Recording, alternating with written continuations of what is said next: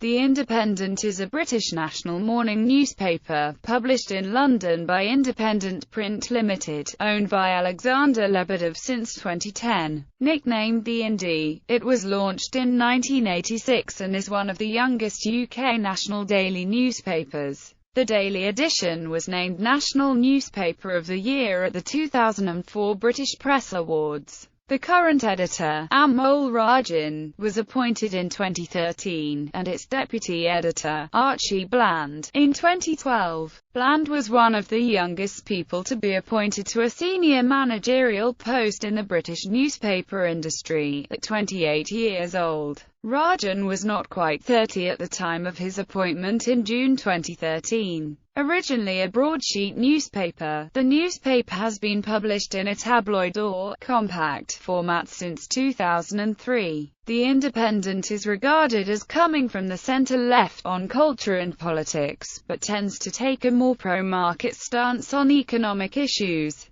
It has not affiliated itself with any political party and features a range of views given on its editorial and comment pages. The paper originally described itself as free from party political bias, free from proprietorial influence, a banner it carried on the front page of its daily edition. This banner was dropped in September 2011. In June 2015, it had an average daily circulation of just below 58,000, 85% down on its 1990 peak, with the Sunday edition having a circulation of just over 97,000. History: 1986 to 1990. The Independent was first published on 7 October 1986 as a broadsheet. It was produced by Newspaper Publishing plc and created by Andreas Whittam-Smith, Stephen Glover and Matthew Simmons. All three partners were former journalists at the Daily Telegraph who had left the paper towards the end of Lord Hartwell's ownership. Marcus C.F. was the first chairman of Newspaper Publishing and Whittam-Smith took control of the paper. The paper was created at a time of a fundamental change in British newspaper publishing. Rupert Murdoch was challenging long-accepted practices of the print unions and ultimately defeating them in the Wapping dispute.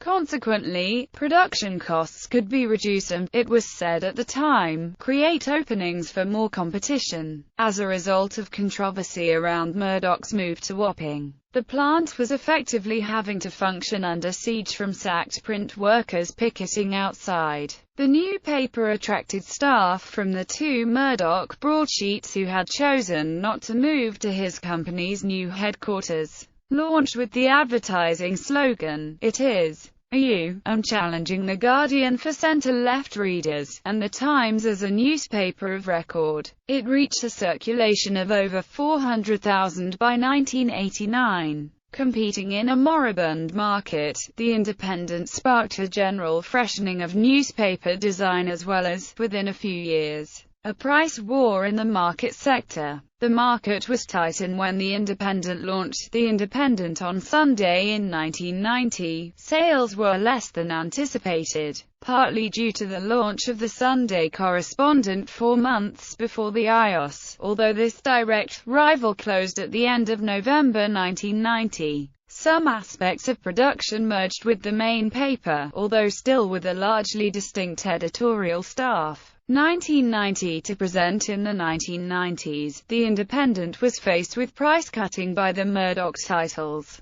and started an advertising campaign accusing The Times and the Daily Telegraph of reflecting the views of their proprietors, Rupert Murdoch and Conrad Black. It featured spoofs of their mastheads with the words, "The Rupert Murdoch, the Conrad Black," and below, "The Independent." Newspaper Publishing had financial problems. A number of other media companies were interested in the paper. Tony O'Reilly's Media Group and Mirror Group newspapers had bought a stake of about a third each by mid-1994. In March 1995, Newspaper Publishing was restructured with a rights issue, splitting the shareholding into O'Reilly's Independent News and Media, MGN, and Prizer. In April 1996 there was another refinancing, and in March 1998 O'Reilly bought the other 54% of the company for £30 million. and assumed the company's debt. Brendan Hopkins headed Independent News, while Andrew Marr was appointed editor of The Independent and Rosie Boycott of The Independent on Sunday. Marr introduced a dramatic if short-lived redesign which won critical favor, but was a commercial failure, partly as a result of a limited promotional budget. Marr admitted his changes had been a mistake in his book My Trade. Boycott left in April 1998 to join the Daily Express and Marr in May 1998, later becoming the BBC's political editor. Simon Kellner was appointed as the editor. By this time the circulation had fallen below 200,000. Independent News spent heavily to improve circulation, and the paper had several redesigns. While circulation improved, it did not approach the level which had been achieved in 1989 or restore profitability. Job cuts and financial controls reduced the morale of journalists, and compromised the product. Ivan Fallon, on the board since 1995 and formerly a key figure at the Sunday Times, replaced Hopkins as head of Independent News and Media in July 2002. By mid-2004, the newspaper was losing £5 million a year. A gradual improvement meant that by 2006, circulation was at a 9-year high. In November 2008, following further staff cuts, a move of production was announced to Northcliffe House, in Kensington High Street, the headquarters of Associated Newspapers. The two newspaper groups' editorial, management and commercial operations remained separate, but they shared services including security, IT, switchboard and payroll. On 25 March 2010, Independent News and Media sold the newspaper to Russian oligarch Alexander Lebedev for a nominal £1 fee and £9.25 million over the next 10 months. Since closing The Independent and The Independent on Sunday would have cost £28 million and £40 million respectively, due to long-term contracts. In 2009, Lebedev had bought a controlling stake in the London Evening Standard. 2 weeks later, editor Roger Alton stood down. Content, format and design. The Independent was originally published as a broadsheet in a series of celebrated designs. The final version was designed by Carroll, Dempsey and Thurkel following a commission by Nicholas Garland who, along with Alexander Chancellor, was unhappy with designs produced by Raymond Hawkey and Michael McGuinness. At the time, on seeing the dummies, Chancellor said, "I thought we were joining a serious paper." The first edition was designed and implemented by Michael Crozier, who was executive editor, design and picture, from pre-launch in 1986 to 1994. From September 2003 it was produced in both broadsheet and tabloid versions, with the same content in each. The tabloid edition was termed compact to distance itself from the more sensationalist reporting style usually associated with tabloid newspapers. In the UK, after launching in the London area and subsequently northwest England, the smaller format appeared gradually throughout the UK. Soon afterwards, Rupert Murdoch's Times followed suit and introduced its own tabloid version. Prior to these changes, The Independent had a daily circulation of around 217,500, the lowest of any major national British daily, climbing to claim a 15% rise by March 2004.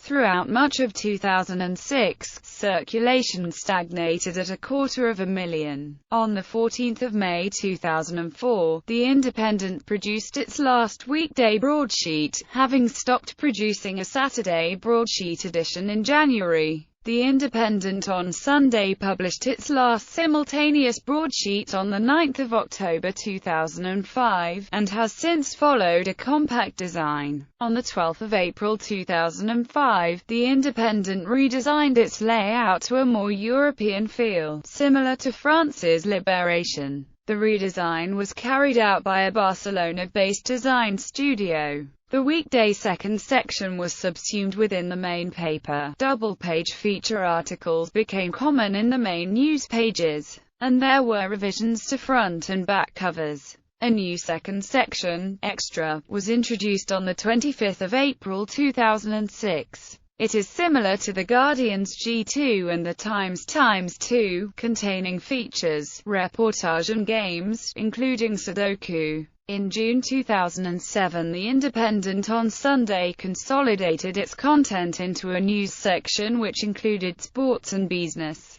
and a magazine focusing on life and culture. On 23 September 2008, the main newspaper became full-color and Extra was replaced by a independent life supplement focusing on different themes each day. 3 weeks after the acquisition of the paper by Alexander Lebedev and Evgeny Lebedev in 2010, the paper was relaunched with another redesign on 20 April. The new format featured smaller headlines and a new pull-out newspaper section, which contained the paper's comment in feature articles. From 26 October 2010, the same day as its sister paper I was launched, The Independent started to be printed on slightly thicker paper than before and ceased to be full-color throughout, with many photographs and pictures being printed in black and white only. On the 11th of October 2011, The Independent unveiled yet another new look, featuring a red, sans serif masthead. In November 2013, this was again changed for a vertical masthead in black. It also had new custom fonts and the whole newspaper was overhauled. Front pages. Following the 2003 switch in format, The Independent became known for its unorthodox and campaigning front pages, which frequently relied on images, graphics or lists rather than traditional headlines and written news content. For example, following the Kashmir earthquake in 2005, it used its front page to urge its readers to donate to its appeal fund. And following the publication of the Hutton report into the death of British government scientist David Kelly, its front page simply carried the word whitewash. In 2003, the paper's editor, Simon Kellner, was named Editor of the Year at the What the Papers Say Awards, partly in recognition of, according to the judges, his often arresting and imaginative front-page designs. In 2008, however, as he was stepping down as editor, he stated that it was possible to overdo the formula, and that the style of the paper's front pages perhaps needed reinvention. Under the former editorship of Chris Blackhurst, the campaigning, poster-style front pages were scaled back in favor of more conventional news stories sections. The weekday, Saturday and Sunday editions of The Independent all include supplements and pull-out subsections. Online presence. On 23 January 2008, The Independent relaunched its online edition, www.independent.co.uk. The relaunch site introduced a new look, better access to the blog service, priority on image and video content and additional areas of the site including art, architecture, fashion, gadgets and health. The paper launched podcast programs such as The Independent Music Radio Show, The Independent Travel Guides, The Independent Sailing Podcasts, and The Independent Video Travel Guides. Since 2009, the website has carried short video news bulletins provided by the Al Jazeera English news channel. In 2014, The Independent launched a sister website O100, a shareable journalism site with similarities to Reddit and Upworthy political views. When the paper was established in 1986, the founders intended its political stance to reflect the centre of the British political spectrum and thought that it would take readers primarily from the Times and the Daily Telegraph. It has been seen as leaning to the left, making it more a competitor to The Guardian, although both also feature conservative columnists. The Independent tends to take a classical liberal, pro-market stance on economic issues. In an editorial on 27 January 2013, The Independent on Sunday referred to itself as a proudly liberal newspaper, An Ipsos Mori poll estimated that in the 2010 general election, 44% of regular readers voted Liberal Democrat, 32% voted Labour, and 14% voted Conservative. On the eve of the 2010 general election, The Independent supported the Liberal Democrats, arguing that they are long-standing and convincing champions of civil liberties, sound economics, international cooperation on the great global challenges and, of course, fundamental electoral reform. These are all principles that this newspaper has long held dear. That is why we argue that there is a strong case for progressively minded voters to lend their support to the Liberal Democrats wherever there is a clear opportunity for that party to win. However, the weekend before the 2015 general election saw The Independent on Sunday claim it would not be advising its readers how to vote in 2015. The editorial piece claimed, "This does not mean that we are a bloodless, value-free news sheet. We have always been committed to social justice, but the paper recognized it was up to the readers to make up your own mind about whether you agree with us or not. Rather than support a particular party, the paper urged all its readers to vote as a responsibility of common citizenship." However, on the 4th of May 2015,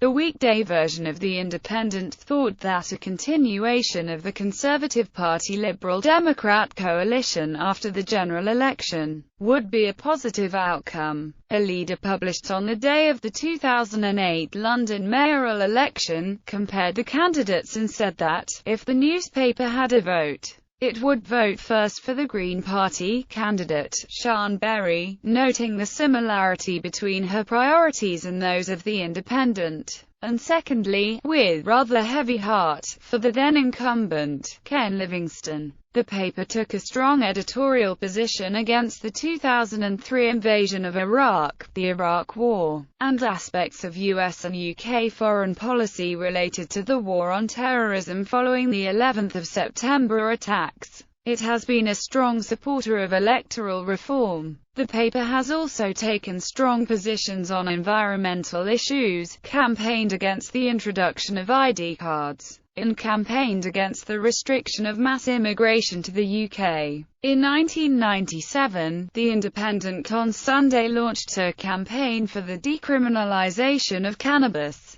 10 years later, it reversed itself, stating that the cannabis strain skunk, smoked by the majority of young Britons, in 2007 had become 25 times stronger than resin sold a decade ago. In addition, The Independent has highlighted what it refers to as war crimes being committed by pro-government forces in the Darfur region of Sudan. Originally it avoided royal stories, Whittam Smith later saying he thought the British press was unduly besotted with the royal family and that a newspaper could manage without stories about the monarchy. In 2007, Alan Rusbridger, editor of The Guardian, said of The Independent, "The emphasis on views, not news, means that the reporting is rather thin, and it loses impact on the front page the more you do that." In a 12th of June 2007 speech, British Prime Minister Tony Blair called The Independent a views paper, saying it was started as an antidote to the idea of journalism as views not news. That was why it was called The Independent. Today it is avowedly a views paper, not merely a newspaper. The Independent criticized Blair's comments the following day. The newspaper has since ironically changed format to include a views paper insert in the center of the regular newspaper, designed to feature most of the opinion columns and art reviews. Personnel. Editors. There have also been various guest editors over the years, such as Elton John on the 1st of December 2010, The Body Shop's Anita Roddick on the 19th of June 2003 and U2's Bono in 2006. Writers and columnists. Predominantly The Independent. This is a dynamic list and may never be able to satisfy particular standards for completeness. You can help by expanding it with reliably sourced entries. Yasmin Alibi Brown, Bruce Anderson, Paul Arden, Archie Bland, Cooper Brown, Michael Brown, Simon Calder, Alexa Chung, Rob Cowan, Sloane Crossley, Tracy Emin, Nigel Farage, Mitch Firestein, Helen Fielding, Robert Fisk, Chris Gulker, Howard Jacobson, Alex James, Peter Jenkins, Owen Jones, Andrew Keane, Dominic Lawson, John Litchfield, Philip Llewellyn, Andy McSmith, Donald McIntyre, Serena Mackesy, Tracy McLeod, Rodri Marsden, Jan McGurk, Matthew Norman, Deborah Orr, Christina Patterson, Peter Popham, Simon Reed, Steve Richards, Shara Sala, Alexei Sale, Will Self, Mark Steele, Catherine Townsend, Paul Vallely, Brian Viner, Ling Walker, Andreas Whittam Smith, Claudia Winkleman. Predominantly The Independent on Sunday. This is a dynamic list and may never be able to satisfy particular standards for completeness. You can help by expanding it with reliably sourced entries. Janet Street Porter, Kate Bassett, Theatre, Patrick Cockburn, Comment and Debate, Peter Cole, On the Press, Rupert Cornwell, Out of America, Hermione Ed, Multitude of Reviews in ABC, Jenny Gilbert, Dance, Dom Jolie, First Up, in the Sunday Review, Tim Minogue and David Randall, Observatory, Cole Morton, News Analysis, Anna Picard, Opera and Classical, Simon Price, Rock and Pop, John Rental, Comment and Debate, Joan Smith, Comment and Debate, Paul Vallely, Comment and Debate, Alan Watkins, Comment and Debate, Photographers Timothy Allen, Longford Prize. The Independent sponsors the Longford Prize, in memory of Lord Longford. Related publications. The Independent on Sunday. The Independent on Sunday is the Sunday sister newspaper of The Independent. The Eye. In October 2010, The Eye, a compact sister newspaper, was launched. The Eye is a separate newspaper, but uses some of the same material. The Independent supported U2 lead singer Bono's product Red Brand by creating The Independent, an occasional edition that gave half the day's proceeds to the charity. The first edition was in May 2006. Edited by Bono, it drew high sales. A September 2006 edition of the Red Independent, designed by fashion designer Giorgio Armani, drew controversy due to its cover shot, showing model Kate Moss in blackface for an article about AIDS in Africa. Awards and nominations. In January 2013, The Independent was nominated for the Responsible Media of the Year award at the British Muslim Awards.